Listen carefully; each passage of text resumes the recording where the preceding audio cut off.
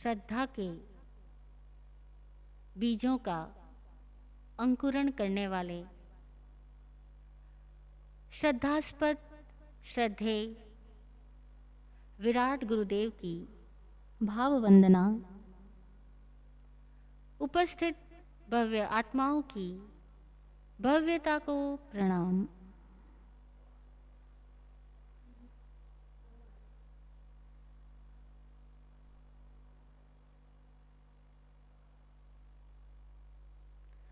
कहते हैं एक बार एक राजा के पास ऐसा हाथी था कि जिस हाथी के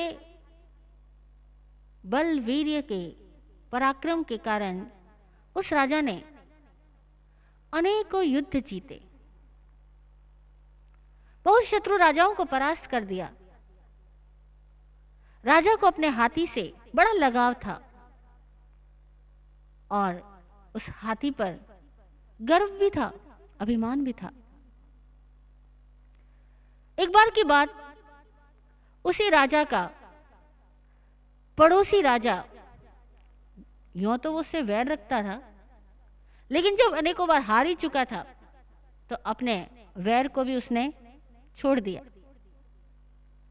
उस राजा से मिलने आता है, उस राजा की तारीफ करता है और उस राजा के सामने कहता है कि मैं तुम्हारे उस हाथी को देखना चाहता हूं जिसकी वजह से तुमने अनेकों बार मुझे परास्त किया और अनेकों को परास्त किया। राजा बोलता है चलो हस्तिशाला में चलते हैं, आपको मैं उस हाथी से मुलाकात कराता हूं, आप भी देखो मेरा हाथी कैसा हाथी है। आखिर अपने हाथी की चर्चा सुनते ही, हाथी की तारीफ सुनते ही मानो राजा का सीना फूल रहा था। राजा उस पड़ोसी राजा को हस्तिशाला में लेकर जाता है। महावत को बुलाया जाता है। हाथियों की लंबी कतार के मध्य वो हाथी पहली पंक्ति में खड़ा है और एक बड़े से स्तंभ के साथ उसे एक रस्सी से बांधा गया है। पैर में रस्सा पड़ा है, हाथी वहीं खड़ा है, सामने पड़ा हुआ उसका भोजन वो उसे ग्रहण कर रहा है। और राजा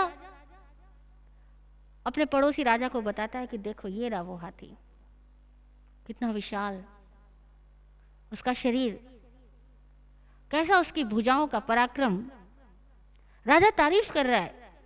वो पड़ोसी राजा उससे पूछता है कि इस हाथी में इतनी ताकत है तो फिर यह इस खंबे के साथ क्यों खड़ा है और इस रस्सी मात्र से बंधा पड़ा है? क्या ये कभी रस्सी तोड़ करके कहीं जाता नहीं, स्वेच्छा घूमता नहीं? राजा बोलता है नहीं, ये कभी अनुशासन को भंग नहीं करता, कभी रस्सी तोड़ करके नहीं जाता, तो क्या ये रस्सी तोड़कर जा नहीं सकता? जो खंभों को उखाड़ने की क्षमता रखता है वह हाथी क्या ये रस्सी तोड़कर नहीं जा सकता? राजा बोलता है क्यों नहीं जा सकता, जा तो सकता है, पर ये जाता क्यों नहीं ये मुझे नहीं पता। पास ही में खड़ा महावत मुस्कुरा रहा है। महावत जब मुस्कुराता है तो राजा के मन में संदेह पैदा होता है कि महावत ने हमारी बातों में मुस्कुरा क्यों रहा है। राजा महावत से पूछता है कि तुम इस राजा के प्रश्न का जवाब क्यों नहीं देते कि यह हाथी कभी रस्सी तोड़ करके क्यों नहीं जाता? महावत बोलता है इसका कारण मैं जानता हूं। कारण यह है कि जब यह हाथी बच्चा हाथी था, तब हम इसको इसी खंबे से इसी रस्से के साथ बांध कर रखते थे और उस समय में यह घूमना चाहता था, दौड़ना चाहता था, चले जाना चाहता था, तालाब में नहाने के लिए मन करता था इसका, लेकिन जैसे ही कदम बढ़ाता रस्सा इसको रोक देता। और तब चूंकि ये छोटा हाथी था तो रस्से को तोड़ने का साहस, उतना बल इस हाथी के शरीर में तब नहीं था। अनेकों बार इस रस्से ने इस हाथी को बचपन में रोका है, और आज वो हाथी मान चुका है कि उस रस्से के पैर में पड़ने के बाद अब वो नहीं चल सकता। ऐसा नहीं कि वो तोड़ नहीं सकता, लेकिन उसने चूंकि बचपन से इस रस्से के साथ अपना बंधन माना है, बंधन जाना है, इसीलिए अब वो नहीं सोच सकता कि मैं इस बंधन को तोड़ करके कहीं जा सकता हूं। उसको लगता है मैं युद्ध में हूं तो सब कुछ कर सकता हूं, मैं एक बार इस रस्से से बाहर आ जाऊं तो मैं सारे पेड़ों को उखाड़ सकता हूं, खंभों को गिरा सकता हूं, लेकिन जब मैं इस बंधन में आ जाता हूं उसके बाद मैं नहीं चल सकता। दोनों राजा उस हाथी की मानसिकता को सुन करके मुस्कुरा देते हैं। महावत की बात बड़ी साधारण सी बात लगी होगी, लेकिन इस साधारण सी बात में बहुत गहरा तथ्य छुपा है कि जिस दिन हम बचपन में मान लेते हैं, जिस बात को हम बचपन में मान लेते हैं, उस मान्यता को हम जीवन भर जीते हैं, सत्य महसूस करते हैं और हमें लगता है कि ऐसा ही है। पैर में ये बंधन पड़ गया, हाथ में ये कंगन आ गया, बस अब मैं कहीं नहीं जा सकता, अब मैं रोक लिया गया, अब मेरा चित्त पराधीन हो गया। इसीलिए हमारी सारी सभ्यता संस्कृति इस बात की जरूर परवाह करती है कि बचपन से ही बच्चे के दिमाग में कुछ चीजें फिट कर दो, ये पाप है, ये पुण्य है, ये ठीक है, ये गलत है, ये मित्र है, ये शत्रु है, ऐसे हार होती है, ऐसे जीत होती है। और ये सारे पैमाने, ये सारी मान्यताएं मान्यता भर है, लेकिन बचपन में फिट कर दी गई और दिमाग ने मान लिया, और वो जिंदगी भर मानेगा कि हमारी जाति श्रेष्ठ है और दूसरों की जातियां कनिष्ठ है।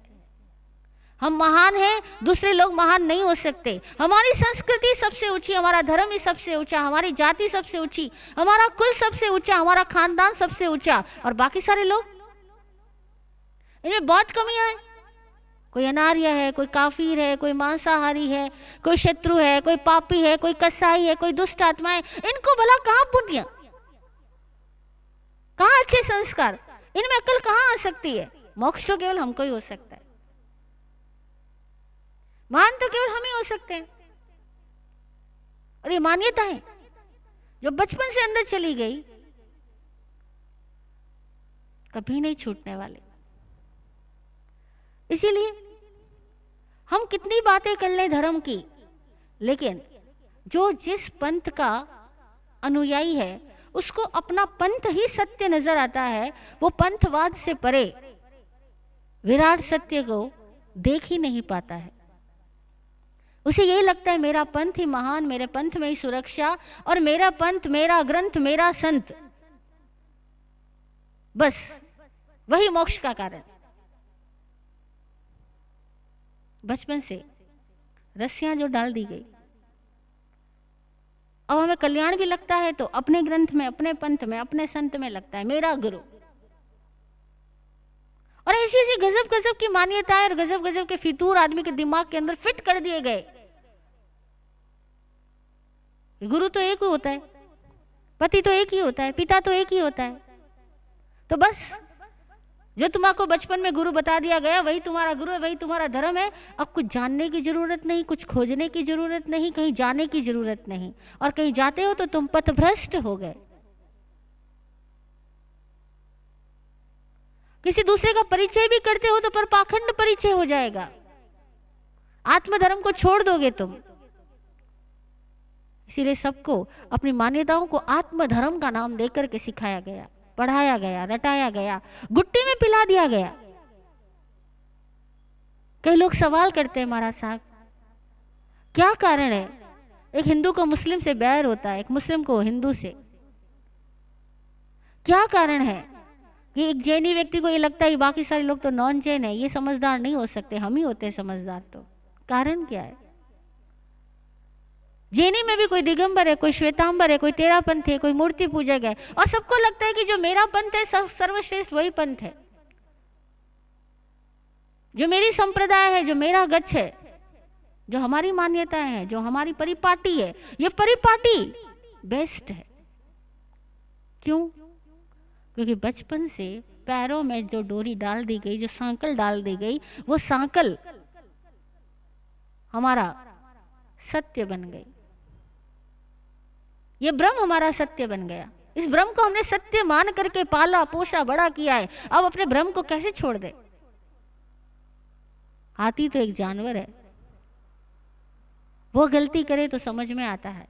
वह ऐसे भ्रमों में जिए तो कोई प्रॉब्लम नहीं है, लेकिन एक इंसान, मनुष्य, मानव, और मनुष्य कहलाता है। हम लोग मनुष्य कहलाते हैं। आप जानते हैं मनुष्य शब्द का क्या अर्थ है? मनुष्य जो मनन कर सकता है, मननात् मनुष्य।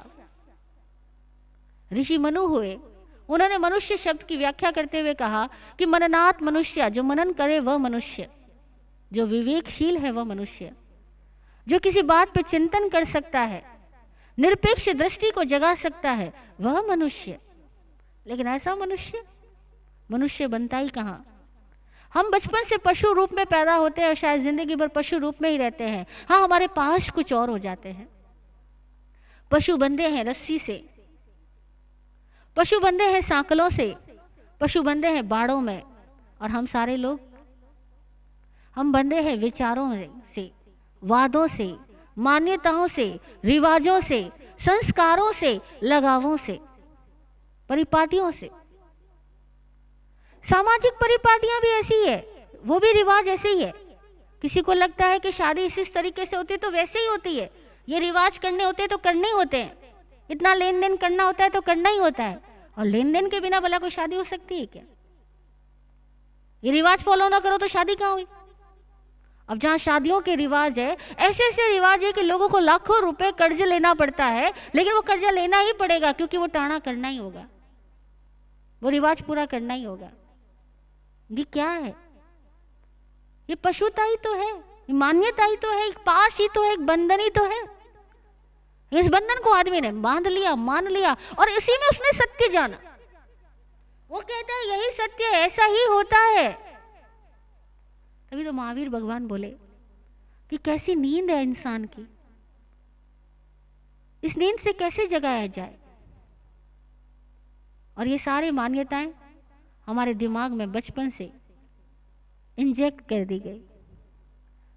हमें ऐसे सपने दिखाए गए कि हम सदैव सपनों में रहे, और सपनों में भी अनेक सपने देखते रहे। भला सपनों में सत्य कहाँ उजागर होगा? शांति से जरा खुद के द्वारा बोली जा रही बातों को सुने तो पता लगेगा कि हम क्यों इंसानों में भेद करते हैं, क्यों हिंदू मुस्लिमों में बैर रखते हैं। मान्यता ही तो है। कोई सारे मुस्लिम खराब नहीं होते, कोई सारे हिंदू अच्छे नहीं होते। हम खुद भी तो 24 घंटे ना अच्छे रूप में रहते हैं ना बुरे रूप में रहते हैं। हमारे अपने अंदर कितने चेहरे बदलते हैं, कितने विचार बदलते हैं, कितने भाव बदलते हैं। अगर हम कह दें मैं ऐसा ही हूं तो मैं वैसा ही कहाँ हूं? थोड़ी देर के बाद में तो मैं उसके ऑपोजिट पोल पे भी अपने आप को पाता हूं। तो मैं किसी दूसरों के बारे में एक राय कैसे स्थापित कर सकता हूं, एक धारणा कैसे बना सकता हूं? लेकिन बना ली हमने। दूसरे लोग पाखंडी है, मिथ्यात्वी है, उनका तो संकेत भ्रष्ट हो गया। कोई स्थानकवासी मंदिर चला गया तो स्थानकवासी, कट्टर स्थानकवादी जैन बोलेगा, उसका तो संकेत ही भ्रष्ट हो गया, क्योंकि उसने मूर्ति को प्रणाम कर दिया। क्या कहें इनका?